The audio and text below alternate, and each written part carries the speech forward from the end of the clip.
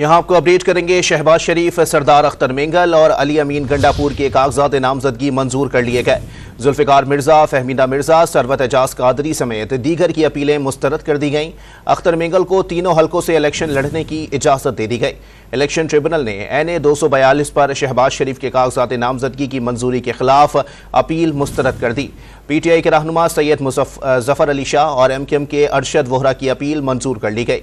अख्तर मेंगल को तीनों हलकों से इलेक्शन लड़ने की इजाजत दे दी गई।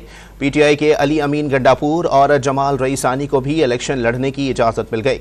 फहमीदा मिर्जा और जुल्फिकार मिर्जा की अपीलें मुस्तरद कर दी गईं। PS 108 से सुन्नी तहरीक के सरवत एजाज कादरी के कागजात नामजदगी भी मुस्तरद कर दिए गए।